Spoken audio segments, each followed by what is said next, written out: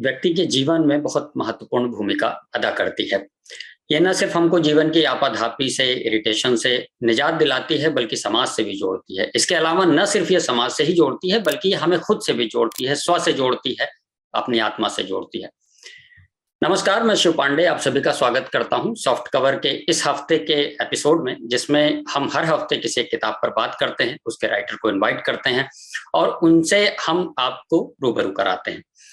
आज जिस किताब पर हम लोग बात करने वाले हैं वो कला के ही संबंध में है, कला और साहित्य के संबंध में है, जिसको लिखा है डॉक्टर राजेश कुमार व्यास ने। किताब का नाम है कलामन। हम ये किताब आपको दिखा देते हैं।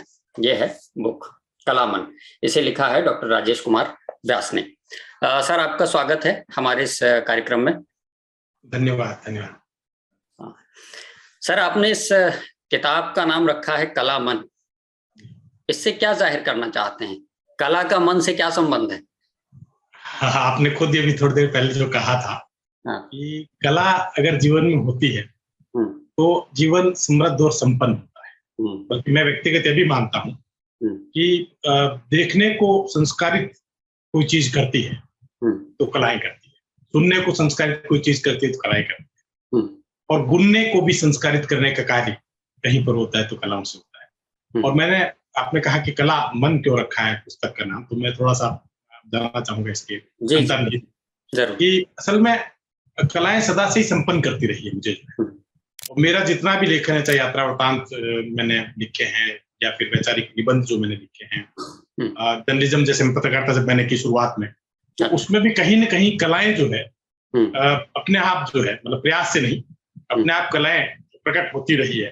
तो मुझे लगा कि मेरा मन कलाओं से बहुत निकट से जुड़ा हुआ है और लगभग 30 साल से लिख रहा हूं मैं कलाओं पे, जो है कॉलम भी लिख रहा हूँ अखबारों में, और इसके साथ साथ कलाओं के व्याख्यान के लिए भी निरंतर कहीं कहीं जाना आता है। मुझे लगा कि एक वैचारिक जो अवदान जो है लिखने का जो है वो इस तरह से किया जाए कि जो केवल कलाओं पर एकाग्र हो, और जो मैंने जैसे संगीत, नृत्य, नाट्य, चित्रकला, इवन आपके छायांकन कला तक को जो है, तो कलाओं के जितने भी जो विविध रूप हैं उनको किसी न किसी रूप में मैं अपने अंदर घटित होते देखता रहता हूँ। और जब घटित होते देखता रहता हूँ तो मुझे लगता है कई बार शब्द झरने लग जाते हैं, और जब शब्द झरते हैं तो मेरा कलामन शायद मुखर होता है, और इसीलिए शायद इस किताब का नाम अपने आप ही जो है कलामन रखा गया है। वैचारिक निबंधों की पुस्तक है। तो ये कला के प्रति जो आपका अनुराग था, बचपन से ही था या बाद में कोई, मतलब कभी आपने कब नोटिस किया कि कला के प्रति आपका झुकाव बहुत ज्यादा है, या बचपन से ही कुछ ऐसा था रुझान? जी, कुछ तो बचपन के संस्कार मुझे लगता है बचपन के संस्कार ही रहे हैं, क्योंकि मैं जिस परिवेश में पला बढ़ा हूँ, मेरी माताजी जो है वो प्राचार्य से सेवानिवृत्त हुई, और शुरू से एक माहौल सा घर में ऐसा रहा कि पुस्तकें बहुत पढ़ने को मिली, और संयोग ये भी रहा कि मैंने कलाओं से जुड़ी पुस्तकों का पारायण ज्यादा किया। भगवत शरण उपाध्याय को शुरुआत में पढ़ा, वासुदेव शरण अग्रवाल जी को पढ़ा मैंने, निर्मल वर्मा जी को पढ़ा, अज्ञेय जी को पढ़ा। तो मुझे लगा जितने भी जो लेखक हैं, बड़े जो लेखक हैं, उनका मन कलाओं से ओतप्रोत ही एक प्रकार से होता है। और शायद यही कारण है कि अगर कला से मन जुड़ा नहीं होता है तो शब्द अपने लालित्य के रूप में जो मुझे लगता है सामने प्रकट नहीं होता है, क्योंकि वो फिर लिखना जो प्रयास से होता है। मुझे ये भी लगता है कि जिसका कवि मन होता है वो कला मन भी उसका होता है। तो बचपन से संस्कार ऐसे रहे कि मुझे संगीत, नृत्य, नाट्य, चित्रकलाओं से थोड़ा सा अनुराग रहा, और उसके बाद कुछ ऐसा संयोग हुआ कि कॉलेज के दिनों में जो है पत्रकारिता से जुड़ गया था, मैं कुछ अखबारों के लिए लिखने लग गया था। तो शुरुआत सांस्कृतिक समीक्षाओं से हुई थी। अच्छा। जब सांस्कृतिक समीक्षाएं करनी होती है तो आपको पता है कि आपको कोई कोई नृत्य प्रस्तुति, नाट्य प्रस्तुति, चित्रकला की जो प्रदर्शनी होती है उसको देखने जाना होता है। तो जैसे जैसे निकट जाता गया कलाओं के, मुझे लगा कि मेरे भीतर भी जो है कलाओं को व्यंजित करने के लिए एक कला के रसिक के रूप में जो है कोई शब्दकार भी काम कर रहा है। तो मुझे लगा कि वो धीरे धीरे जो है परिष्कृत होता चला गया, और बाद में पूरी तरह से मैंने शुरुआत में डायरी लेखन भी किया, कहानियां भी लिखी, साहित्य की लगभग सभी विधाओं में कुछ न कुछ लिखता रहा। विद्यानिवास मिश्र जी का बड़ा स्नेह रहा मेरे पे, तो ललित निबंध भी मैंने खूब लिखे। लेकिन अंततः मुझे लगा कि मेरा मन कलाओं से ही ज्यादा ओतप्रोत है। तो ये समझ लीजिए कि बचपन के जो संस्कार कलाओं से जुड़ने के रहे हैं कला रसिक के रूप में, उस कला रसिकता ने जो है आगे जाकर कला समीक्षा के रूप में शायद मुझे प्रस्तुत कर दिया, एक प्रकार से यूं कह सकता हूँ। शायद यही वजह है कि कहीं ना कहीं आचार्य रामचंद्र शुक्ल ने जो है साहित्य कला कविता को ब्रह्मानंद सहोदर कहा। ये छोटी बात नहीं है, बहुत बड़ी बात है कि उसको आप ब्रह्म के आनंद के बराबर रख रहे हैं, कला को, साहित्य को, कविता को। ये छोटी बात नहीं है, बहुत बड़ी बात है। लेकिन जो अभी एक समाज में दिखता है, कहीं ना कहीं लोगों के अंदर ये एक कला के प्रति या जुड़ाव जो है वो दिखता है कि वो दूर हैं उससे। वो इतना उलझे हुए हैं जिंदगी में, इस तरीके की आपाधापी है कि कई बार वो ये भी कहते हैं कि हम चाह के भी नहीं कर पाते, हमारे पास समय की कमी होती है। ऐसे में आप क्या कहना चाहेंगे, कैसे व्यक्ति कला से जुड़े? क्योंकि आज ये बड़ा प्रश्न होता है कहीं ना कहीं। ये बड़ा मुझे लगता है मौजूद प्रश्न है एक प्रकार से कहूँगा, और ये बिल्कुल सही बात है बहुत से स्तरों पर कि व्यक्ति ये कहता है कि हमारे पास समय नहीं है। लेकिन इसके बरक्स में आप देखिए, जितने टीवी चैनल्स मनोरंजन के मार धाड़ के या यूं कहें कि जिसका कोई अंत नहीं होता, ऐसे धारावाहिक जो है प्रसारित होते हैं और वो बौद्धिक रूप से किसी भी रूप में हमें संपन्न नहीं करते हैं, फिर भी व्यक्ति उनको देखने के लिए समय निकाल देता है। मुझे लगता है इसका बड़ा एक कारण बाजार भी है, और बाजार के साथ साथ कलाओं का लेखन जिस तरह से होना चाहिए था वो शायद कलाओं का लेखन उस तरह से हुआ नहीं है। क्योंकि आप ये देखिए कि कलाओं की प्रस्तुतियां तो निरंतर समाज में हो रही है, ऐसा नहीं है कि प्रस्तुतियां कम हो गई है, संगीत, नृत्य, नाट्य, चित्रकला सभी प्रस्तुतियां हो रही, लेकिन उनका जो लिखा है वो सूचनात्मक बहुत अधिक है। आप किसी भी प्रदेश में चले जाइए, आपने देखा होगा अखबारों को भी आजकल संस्करण हो गए हैं, प्रादेशिक संस्करण हो गए हैं, बल्कि एक अखबार जो है करीब करीब उसके 8-9 संस्करण होते हैं। डाक संस्करण अलग होता है उसका, सिटी संस्करण अलग होता है उसका, प्रादेशिक संस्करण अलग होता है उसका। तो जो इस तरह के संस्करण आते हैं उसमें कलाओं की जो प्रस्तुतियां होती है उनका लिखना जो एक प्रकार से सूचनात्मक अधिक होता है। किस तरह से पंडित भीमसेन जोशी ने जो है संगीत के स्वर बिखेरे। दूसरा यूं कहें कि इस तरह की कला प्रदर्शनी का एक उद्घाटन किया गया जिसमें नारी संवेदनाओं को बहुत मुखर किया गया, व्यंजित किया गया, या भरतनाट्यम की प्रस्तुति इस तरह से हुई और नृत्यांगना ने भाव विभोर कर दिया। तो ये आपने देखा होगा कि शब्दावली एक धरे की बनी हुई है, और इस शब्दावली में सूचनाएं जो है संप्रेषित होती है, फोटोग्राफ छप जाते हैं, तीसरे पेज पे छप जाता है समाचार पत्रों पे, टीवी मीडिया भी दिखा देता है उसको। लेकिन मुझे लगता है कि इस लिखे का कलाओं से अनुराग में कोई योगदान होता है, मैं नहीं मानता उसको।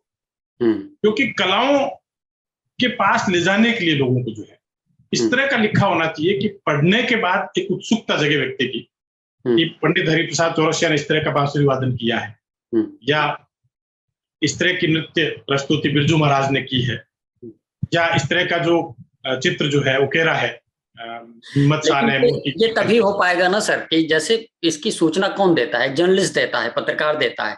अब पत्रकार जरूरी नहीं है कि कलाकार हो, और जो नेटिविटीज ऑफ द आर्ट है उसकी जो सूक्ष्मता है कला की, उसको उसी व्यक्ति को समझ होगी जो एक्चुअल में कलाकार है। जैसे मैं मान लीजिए एक गाना सुनता हूँ, एक नृत्य देखता हूँ, मुझे अच्छा लगता है, मैं भाव विभोर हो जाता हूँ, मुझे बहुत अच्छा लगा, बहुत पसंद आया, लेकिन मैं नहीं जानता कि कहाँ पर क्या अंतरा उन्होंने लगाया, कैसे किया। वो वही समझ सकता है जो उसका पारंगत है, जो उनके गुरु होंगे या जो उस फील्ड में काम कर रहे हैं वो समझ। मैं सिर्फ इतना जान सकता हूँ मुझे अच्छा लगा कि नहीं लगा।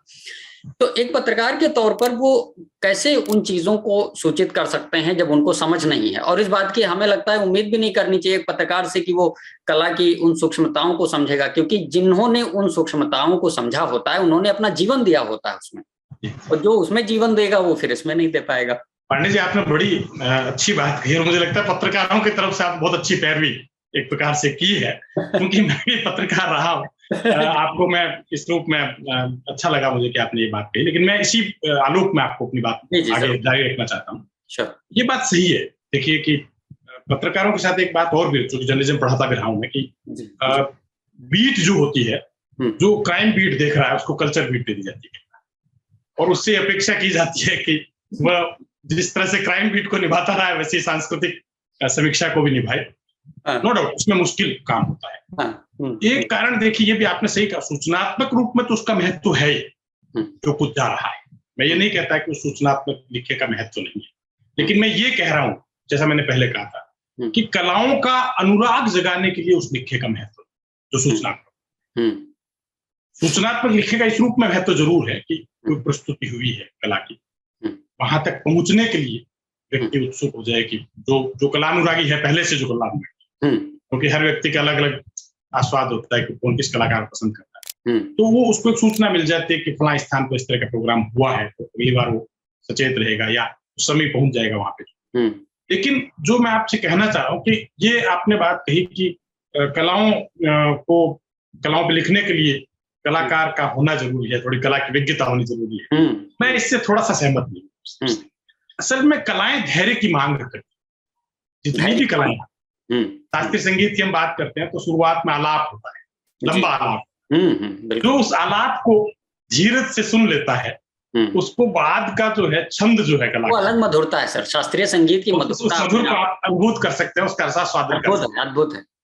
एग्जैक्टली ऐसे ही आप देखिए जितनी भी कलाएं हैं, चाहे वो संगीत है, नृत्य है, नाट्य, चित्रकलाओं का आस्वाद भी मैं कहूँ, एक बार आप देखने जाएंगे एब्स्ट्रैक्ट आर्ट समझ में नहीं आएगा, लेकिन जैसे ही आप धीरज से देखना शुरू करेंगे, धीरे धीरे समझ में आने लग जाएगा। और मैं बल्कि ये भी कहता हूँ कि कलाओं पे लिखने के लिए भी शास्त्रीयता का ज्ञान जरूरी नहीं है। ये बहुत अलग बात कर रहा हूँ आपको, कि ये अपेक्षा की जाए कि कोई अच्छा संगीत से जुड़ा व्यक्ति वही कला पे अच्छा लिख सकता है, ये गलत है ना। संगीत से जुड़ा सांगीतिक प्रस्तुति बहुत अच्छी कर सकता है, नृत्य से जुड़ा नृत्य बहुत अच्छा कर सकता है, लेकिन वह लिख सकता है ये अपेक्षा उससे नहीं की जा सकती। तो लिखने के लिए तो आपको इस तरह से लिखा जाना चाहिए, मैं मानता हूँ। जैसे पलुस्कर जी ने कभी कहा था कि हमें तानसेन नहीं कानसेन बना।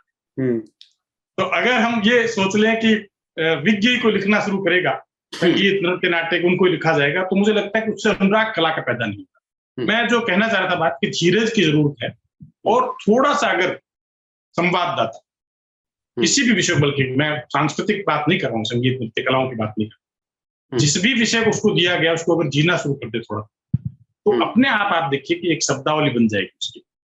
थोड़ा सा धीरज से हम किसी भी प्रस्तुति में जाएं तो थोड़ा सा पढ़ के जाएं उसके बाद, जिसकी देखने जा रहे हैं, वो तो जरूरी है। आप देखिए मनोहर श्याम जोशी की किताब है बहुत ही खूबसूरत, मैं बल्कि प्रस्तावित भी करता हूँ बातों बातों, अद्भुत किताब है वो, कि मनोहर श्याम जोशी साप्ताहिक हिंदुस्तान के संपादक हुआ करते थे, आपको पता है इस बात में, और वो मानिक शाह का इंटरव्यू लेने के लिए उत्सुक होते हैं, मानिक शाह का इंटरव्यू मिल जाए, और वो कहते हैं कि उनसे प्रयास करते हैं मिलने का, बात करने का, तो उनसे कहा जाता है कि उनके पीआरओ से बात,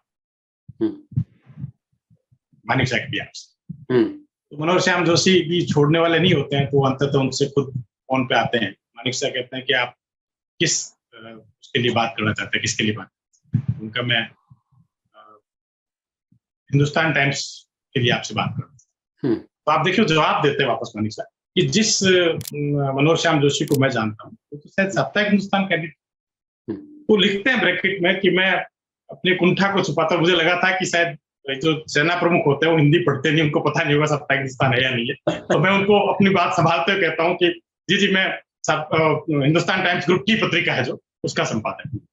तो ये जो आप देखिए साक्षात्कार की एक बड़ी अलग तकनीक उसमें, वो मनोहर श्याम जोशी तो बड़ा जिया है ना साक्षात्कार, 1 घंटे उन्होंने साक्षात्कार, बहुत से और भी साक्षात्कार है। तो मुझे लगता है कि अगर जीना शुरू कर दें किसी विधा को, सांगीतिक प्रस्तुति को, नृत्य की प्रस्तुति को, थोड़ा सा उसमें बेसिक अपन जानकारी प्राप्त कर ले, उसके बाद अगर उसकी कवरेज करें, तो निश्चित रूप से आप देखिए कि आप जो लिखेंगे उसमें भी इतना रस होगा कि लोग सोचेंगे कि नहीं मुझे नृत्य पसंद नहीं है लेकिन नृत्य देखने जाना चाहिए, हो सकता है उससे मेरा परिष्कार हो जाए, हो सकता है मैं रूपांतरित हो जाऊं। और आनंद कुमार स्वामी ने तो बहुत खूबसूरत सी बात कही है, उन्होंने कहा है कि आर्ट इज ट्रांसफॉर्मेशन, कला रूपांतरण है। बल्कि मैं भी प्रस्तावित करता हूं कि जब कलाओं के निकट आप जाएंगे और बाद में वापस आएंगे तो अपने आप को रूपांतरित हुआ पाएंगे, और आप कहेंगे, सोचेंगे यार बहुत सारा समय खराब करता हूँ, अब मैं थोड़ा सा समय कला के लिए दूंगा। तो मुझे लगता है कलाओं का लिखा ऐसा होना चाहिए, और मुझे ये कहने में संकोच नहीं है, मैंने जो कॉलम लिखे हैं कलाओं, राजस्थान पत्रिका में लिखा, दैनिक भास्कर में लिखा कॉलम, उनमें जब शुरुआत में लिखा गया तब तो मुझे ये मिला सुनने को जो है कि आप बहुत क्लिष्ट शब्दावली का इस्तेमाल करते हैं, बहुत सहज लिखा कीजिए आप, लेकिन वही पाठक मेरे जो है इतने बाद में हुए कि नहीं बहुत अच्छा लिखते हो, धारा प्रवाह में लिखा करें आप, लिखते के बाद हम तो खुद प्रश्न देखने चले गए, हमें खुद संगीत की प्रस्तुति जाने लग गए।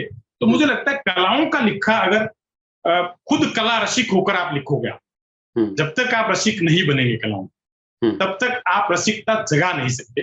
तो कलाओं का लिखा ऐसा अगर हो जिसमें रसिकता जगे, तो निश्चित रूप से लोग कलाओं के निकट अपने आप आएंगे। और समय तो सभी के पास, आप जानते हैं 24 घंटे हम लोगों के पास, लेकिन एक व्यक्ति 24 घंटे में बहुत सारा 48 घंटे का काम कर लेता है, और कई बार हम सोचते हैं 24 घंटे के हमारे लिए कम पड़ गया जो काम किया गया होता है। तो मुझे लगता है कि कलाओं के लिखे, अच्छा एक और विडम्बना कलाओं के लिखे करें, मुझे कलाओं का जो भारतीय परिप्रेक्ष्य है वो नदारद सा रहा है कला लेखन।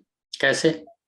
वो इस रूप में नदारद रहा है कि आप देखिए जो शब्दावली, जैसे हम लोग कभी भी बात करते हैं कि आप पिकासो से तुलना करेंगे, माइकल एंजेलो से तुलना करेंगे चित्रकला की बात, नृत्य की बात करें तो किसी विदेशी पाश्चात्य जो नर्तक की बात करेंगे साहब उसके जैसा उसने नृत्य प्रस्तुति कर दी।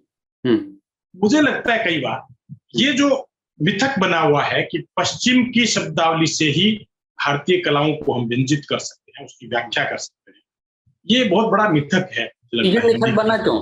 ये मिथक बना क्यों आखिर? ये मिथक बनने का मुझे लगता है इसी कारण रहा है कि बहुत सारा जो कला का लिखा गया है शुरुआत से, एक तो उसका मूल्यांकन नहीं जो अच्छा लिखा गया, दूसरा इसलिए मिथक बना मुझे लगता है कि जो लोग एक मान लिया गया कि कलाओं को जो है पश्चिम की आंख से देखने से ही सही मूल्यांकन हो सकता है। तीसरा एक बड़ा कारण रहा है कि ब्रिटिश जब यहाँ पर आए थे उन्होंने एक बहुत बड़ा काम किया, ब्रिटिश जितने भी लोग रहे, कि जाते जाते जैसे जे स्कूल ऑफ आर्ट, इस तरह कला कॉलेज खोल गए और उन्होंने धारणा स्थापित कर दी हम लोगों के मनों में शायद कि जो कुछ श्रेष्ठतम है वो यूरोप का है। जबकि आप सोचिए कि अजंता एलोरा की गुफाएं यूरोप से बराबर मतलब विकसित होती रही है। यहाँ का संगीत, नृत्य, नाट्य, एक तो कालबद्ध जो है, काल क्रमानुसार भारतीय कला का इतिहास लिखा नहीं, और इसलिए लिखा नहीं गया कि वो इसमें इतनी स्वतंत्रता है कि रसिकता पे ज्यादा, आनंद को ज्यादा महत्व दिया है कलाओं में हमारे यहाँ। और मैं तो बल्कि कहूँ कि अकेले भरतमुनि के नाट्य शास्त्र को आप देखें तो इतना बड़ा कला का कोष है कि जिससे पूरी कला की एक शब्दावली तैयार हो सकती है। तो इसलिए कई बार मेरे कई मित्र जो है वो कहते हैं साहब हिंदी में तो कला लेखन की शब्दावली नहीं, तो मैं कहता हूँ उसमें भी वो मिथक काम कर रहा होता है। हम ये सोचते हैं कि शायद कला की शब्दावली नहीं है। और एक अंतर आप देखिए पांडे जी, और हम जब अंग्रेजी पे जो व्यक्ति लिखता है, कोई भी अंग्रेजी आपका जो मित्र संवाददाता भी होगा, रिपोर्टर भी होगा, हर अंग्रेजी लेखक के पास आपको डिक्शनरी मिलेगी, लेकिन हिंदी लेखक के पास हिंदी में जो संवाददाता काम कर रहा होता है तो उसके पास हिंदी की डिक्शनरी नहीं मिलेगी, क्योंकि हमने आदत ही नहीं डेवलप, शब्द नहीं आ रहा तुरंत हम अंग्रेजी शब्द डाल देंगे, और इसीलिए बहुत सारे शब्द धीरे धीरे लुप्त भी होते जा रहे हैं। न सिर्फ लुप्त होते जा रहे हैं बल्कि डिजिटल मीडिया के दौर में खासकर ऐसा भी हुआ है कि तमाम शब्द गलत लिखे जा रहे हैं और वो प्रचलन के नाम पर उनको जस्टिफाई भी किया जा रहा है, ऐसा भी देखने में। बिल्कुल सही कह रहे हैं, बिल्कुल सही कह रहे हैं। तो मुझे लगता है शब्द की संस्कृति भी जो है कहीं न कहीं मुझे मेरे कला मन को मचती रही है। सर, मैंने भाषा का कला से कैसा जुड़ाव देखते हैं आप? मतलब आप ये कह रहे हैं कि अंग्रेजी ने कितना नुकसान किया फिर इस चीज का, कला का? मुझे लगता है अंग्रेजी ने बहुत अधिक नुकसान किया, क्योंकि भाषा कोई भी बुरी नहीं होती, अंग्रेजी भी बुरी नहीं है। अगर उसको भाषा को अपन सहज रूप में लिया जाए, स्थापना के आग्रह से मुक्त होकर भाषा को स्वीकार किया जाए, तो मैं आपको बताता हूं अंग्रेजी का एक बड़ा कारण ये भी रहा है कि स्थापनाओं का आग्रह अंग्रेजी में बहुत अधिक रहे। तो इसीलिए आप देखिए कि अंग्रेजी ने दास्ता के रूप में जो है कि बाकी भाषाएं उसकी दासी के रूप में रहे, इस रूप में अपना विकास किया अंग्रेजी।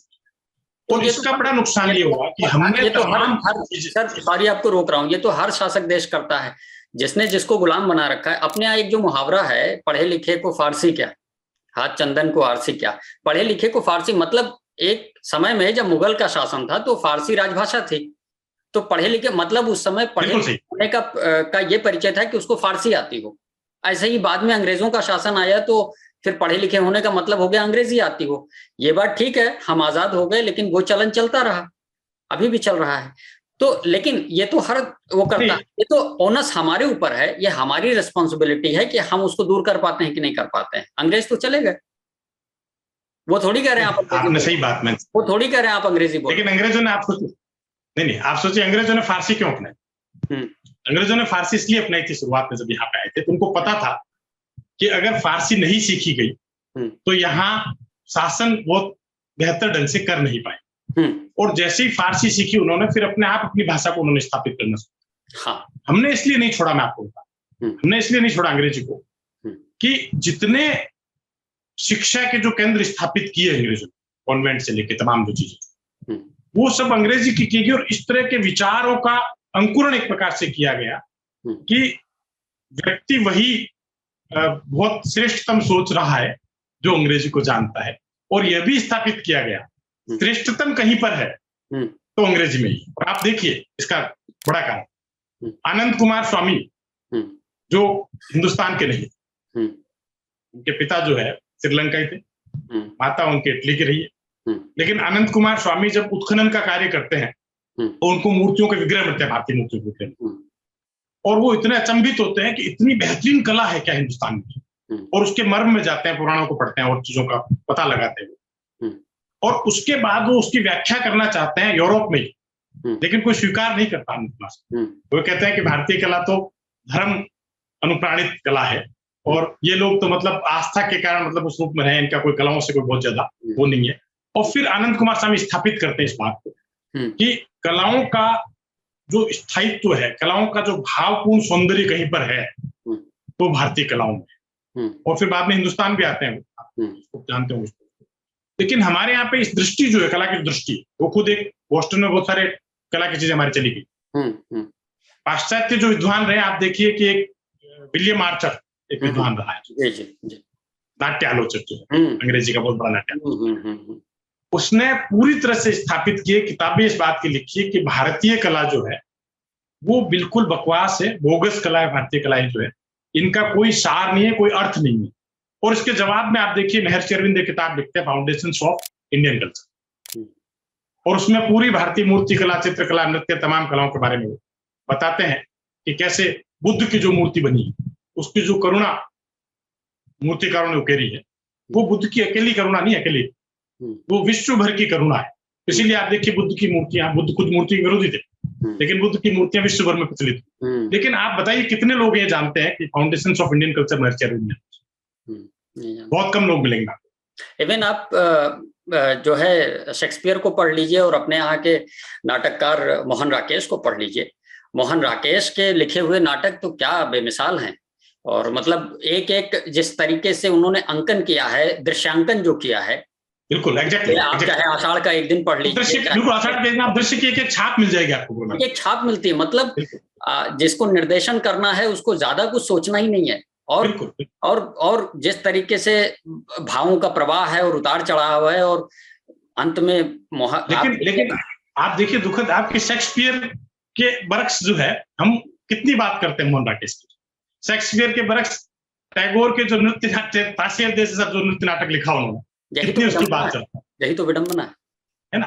तो मुझे लगता है उसका बड़ा कारण रहा, देखिए ये कारण ये रहा गया है कि शिक्षण संस्थाओं में ये शुरू से जो पाठ्यक्रम बने, मैं आपको बता, जो कुछ शिक्षण पढ़ाई कराई जाती रही, उसमें शुरू से बताया जाता रहा कि भारतीय कला जो है, चाहे वो नाट्य है, साहित्य, संगीत, नृत्य, जितने भी है, उनमें बहुत अधिक गंभीरता, गहराई नहीं।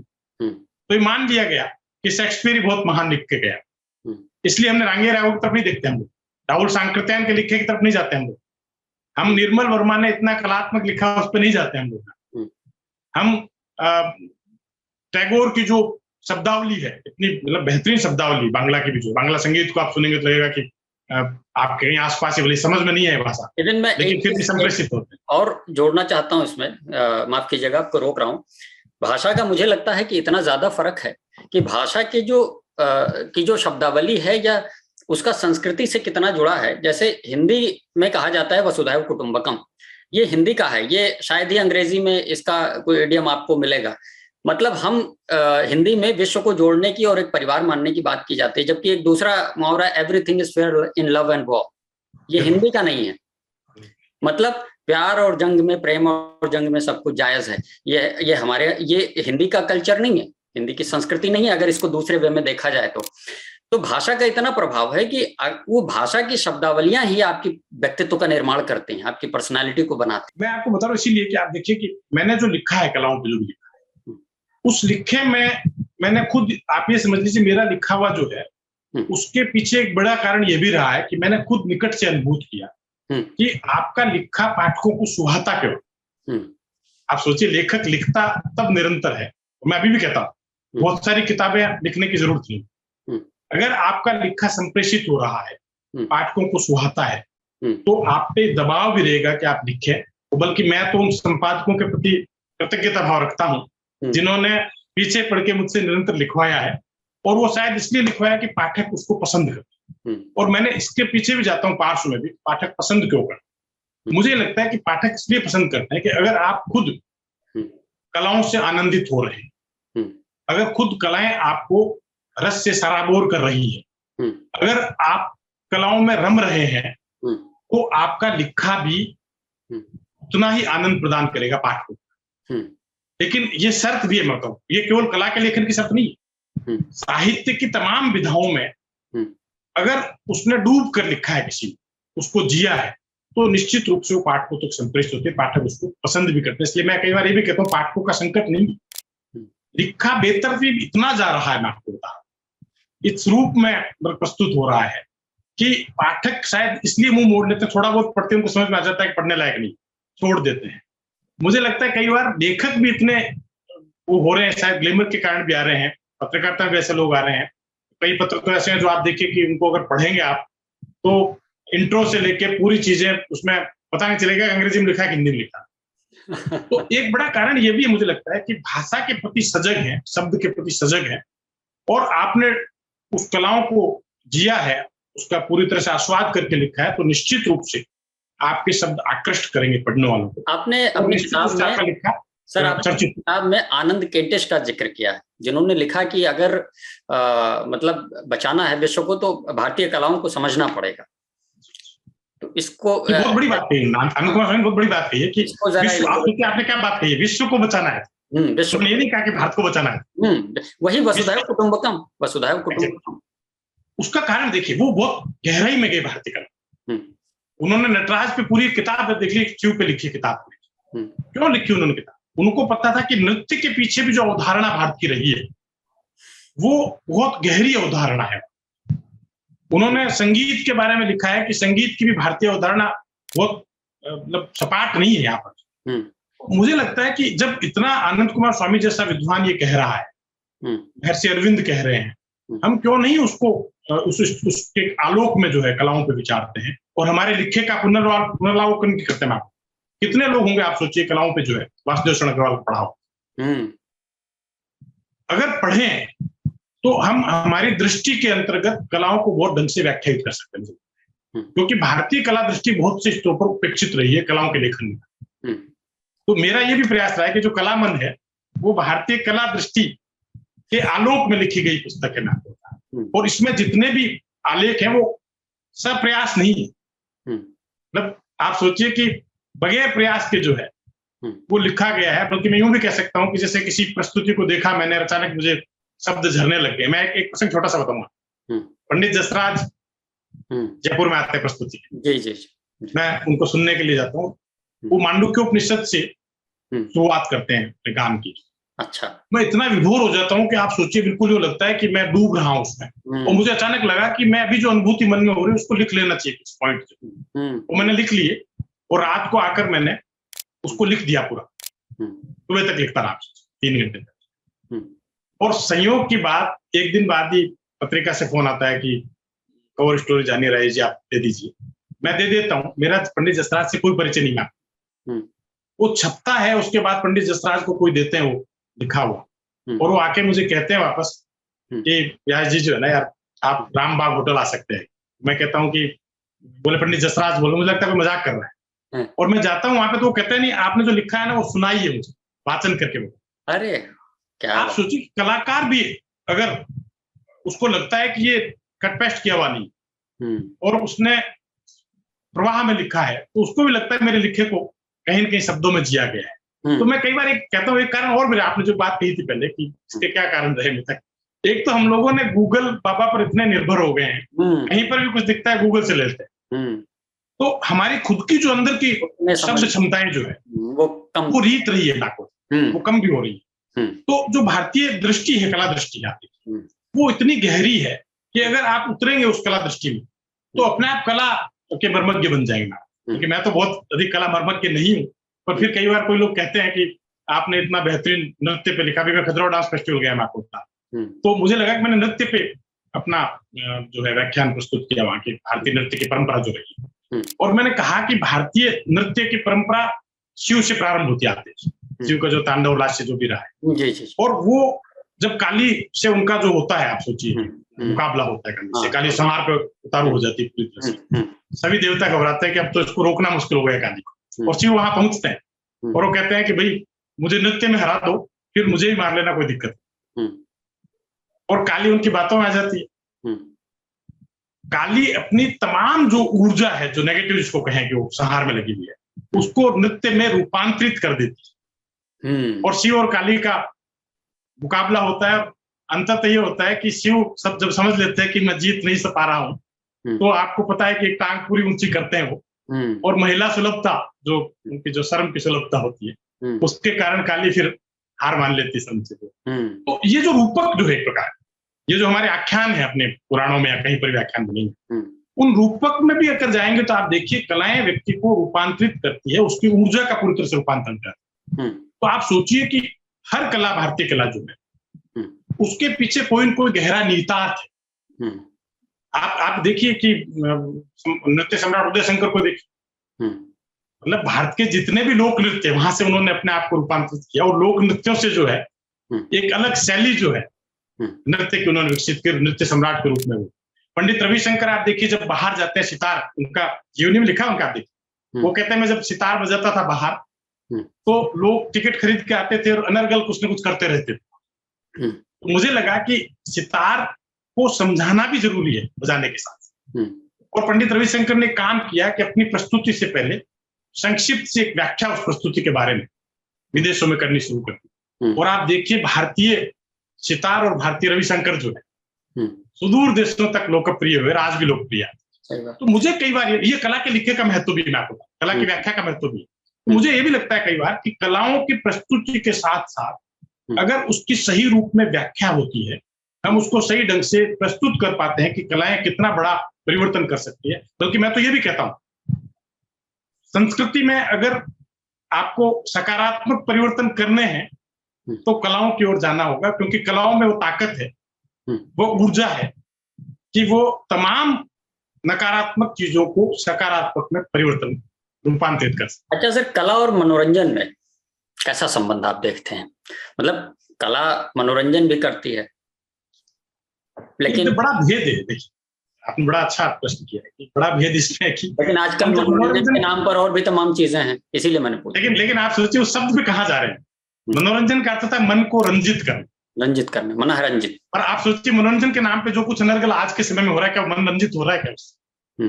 आप सास बहू के सीरियल देख रहे हैं, आप नाग नागिन का सीरियल देख रहे हैं, हम देखते हैं 1 घंटे तक, जरूर लगता रोचक था, वो तो जैसे समाप्त होता है लगता है कि हमने टाइम वेस्ट कर दिया। वो तो कहते हैं क्रिएटिविटी है हमारी, तो आप वो कहते हैं क्रिएटिविटी, उनकी क्रिएटिविटी है निश्चित रूप से।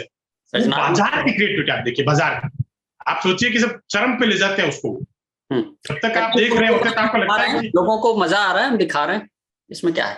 वो मजा के नाम पर मुझे लगता है कई बार मनोरंजन को जो है मुझे लगता है कि अलग रूप में परिभाषित कर दिया जाता है। क्योंकि आप देखिए वो इस कला को जानते हैं, उनके पास एक कला है, देखिए जो 64 कलाएं अपने पास में है, अगर उनकी बात करें तो एक कला उनके पास में है, बाजार की कला ये है कि आप कुछ भी परोस दीजिए और अंत में इतना चरम पे ले जाइए उत्सुकता में कि आप दूसरे दिन टीवी सेट पे आई है कि यार कल क्या हुआ था देख लेते।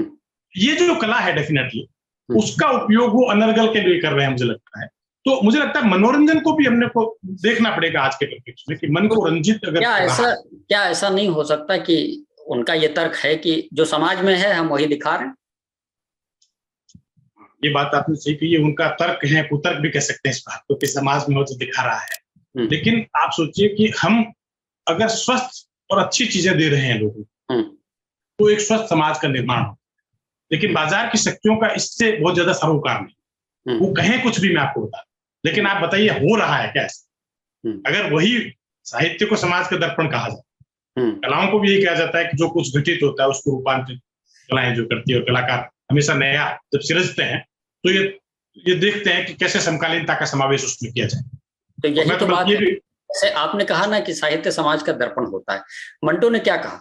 मंटो ने कहा कि अगर आपको मेरी रचनाएं अश्लील लगती हैं तो अश्लीलता मेरी रचना में नहीं है, आपका समाज अश्लील आपकी दृष्टि में। एग्जैक्टली यही मैं आपको बता रहा हूँ। एग्जैक्टली मैं आपको यही बता रहा हूँ कि आपकी दृष्टि में, लेकिन आपकी दृष्टि भी खराब बहुत से स्तरों पर बाजार द्वारा की जा रही है। मैं कई बार एक बात और कमांड, आपको तो क्योंकि जर्नलिज्म से आप जुड़े हुए हैं, मुझे एक मेरे मित्र हैं जो ये कहते हैं कि साहब हमने, अब आप देखिए कि समाचार पत्रों में आजकल ग्राफिक डिजाइनर का बहुत बड़ी भूमिका हो। हाँ, बहुत बड़ी भूमिका हो गई है। संपादक की बजाय जो है ग्राफिक डिजाइन तय करता है कि कितने शब्दों में जो है आपका आर्टिकल जाएगा। तो ये बड़ी भूमिका क्यों हुई? ग्राफिक डिजाइन इसलिए लोगों ने मान लिया, हमने गलत, हमने क्या अंग्रेजी का भी अनुसरण कर रहे हैं। हिंदू द रिव्यू वो फ्राइडे रिव्यू प्रकाशित करता है, किसी ने उसका अनुसरण नहीं किया हिंदी अखबार कि कलाओं पे 4 पेज दे दिए जाए, कोई अखबार नहीं दे रहा हो। लेकिन तमाम जो सिनेमा का और जो अनर्गल जो भी जा रहा है अंग्रेजी जो कर रही है ग्राफिक डिजाइन के नाम पे, उसके सारे हिंदी अखबार अनुकरण कर रहे हैं और सारे हिंदी अखबारों में अंग्रेजी जो लोग हैं वो संपादक के पोस्ट पर काबिज हैं, क्योंकि उनकी योग्यता का पैरामीटर ये मान लिया गया है कि जो अच्छी तरह से अनुवाद कर सके चीजों। वाशिंगटन टाइम्स की चीजें पोस्ट हो रही है, आप देखिए एडिट पेज पे। ये क्या है? इसका कारण ये है कि हम लोग अभी तक उबर नहीं पाए इस चीज कि जो श्रेष्ठतम है शायद वो अंग्रेजी या दूसरी भाषाओं में हो। जबकि इसके बरक्स में भी पेरिस जाके मैं आपको, जब मैंने वहां उदय शंकर की बात की, वहां कलाओं की बात की, तो इतने लोगों की रोचकता थी उसमें। मैं आपको फ्रेंच में जब मेरा बोला हुआ अनुवाद हुआ तो बहुत से लोगों ने उस पर जिज्ञासा व्यक्त की कि ये तो बताइए हम लोगों को। उसका कारण यही है कि हम अपनी चीज के प्रति अभी भी जो है, जो मानसिकता में सजग नहीं है। हिंदी अखबार में अभी भी कहता हूँ दावे के साथ कि अगर बेहतरीन चीजें हिंदी अखबार देना शुरू करें, अपने आप पाठक बन जाएंगे। पहले से क्यों मान लिया गया है कि साहब पढ़ते नहीं है कहानी, साहब कविता पढ़ेंगे नहीं, साहब गद्य की कोई डायरी और विकोरता जो पढ़ेंगे नहीं। अगर ऐसा होता तो आप सोचिए श्रेष्ठतम हिंदी का जो लिखा हुआ क्या प्रकाश में कभी आ पाता है? अभी भी मैं आपको कह रहा हूँ कि हम लोग जो अच्छा लेखक हैं उसको हम लोग अभी भी याद करते हैं। अच्छा, अभी भी उनकी कला और विज्ञान में कोई विरोध है क्या? मैं तो कहता हूँ कि विज्ञान से बहुत निकट का नाता कहीं है तो कलाओं का ना। कैसे? इसका एग्जाम्पल दूंगा। हाँ। विज्ञान को सुव्यवस्थित ज्ञान कहते हैं। हाँ। और कलाएं भी इतनी सुव्यवस्थित है, मैं आपको बताऊं, कलाकार जब तक एक में एक नहीं होगा चरणबद्ध रूप से किसी भी कला में, तब तक वो सही ढंग से रूपायित नहीं हो पाएगा। बिड़ला हमारे यहाँ पे, बिड़ला एक बात, बिड़ला यहाँ पे म्यूजियम है हमारे यहाँ पे बिड़लानी में, पूरा विश्व भर जानता है इसको, बिड़ला म्यूजियम के बारे में। मुझे बड़ा घोर राष्ट्रीय में एक लेक्चर देने के लिए गया बिड़ला म्यूजियम वहाँ पे। तो आप सोचिए कि उस समय के जो बहुत धनराज भगत जो बहुत बड़े आर्टिस्ट हुए हैं, उनको वहाँ जो विज्ञान का जो संग्रहालय स्थापित किया उनको बुलाया गया वहां पे, और उस म्यूजियम की स्थापना धनराज भगत की कल्पना के अनुरूप की गई आपसे। तो बहुत निकटता रही मुझे लगता है कला और विज्ञान की जो है। ठीक है सर, ठीक है सर, आप हमारे कार्यक्रम में आए, आपने हमें समय दिया, इसके लिए आपको बहुत बहुत धन्यवाद। तो ये थे हमारे साथ डॉक्टर राजेश व्यास जी, जिन्होंने लिखा है पुस्तक कला मन, और इन्होंने हमको बताया कि हमारे जीवन में कला का कितना महत्व है। खासकर जो भारतीय भाषा है और भारतीय कलाएं हैं, उनको अगर हम अपने जीवन में उतारते हैं तो अपनी जिंदगी को, अपने जीवन को हम किस तरह से परिवर्तित कर सकते हैं। तो इसी के साथ इस हफ्ते का सॉफ्ट कवर हम यहीं पर खत्म करते हैं। अगले हफ्ते हम फिर किसी एक खास किताब के साथ आपके सामने उपस्थित होंगे। तब तक के लिए मुझे शिव कुमार पांडे और हमारी पूरी टिप्पणी टीम को इजाजत दीजिए। नमस्कार।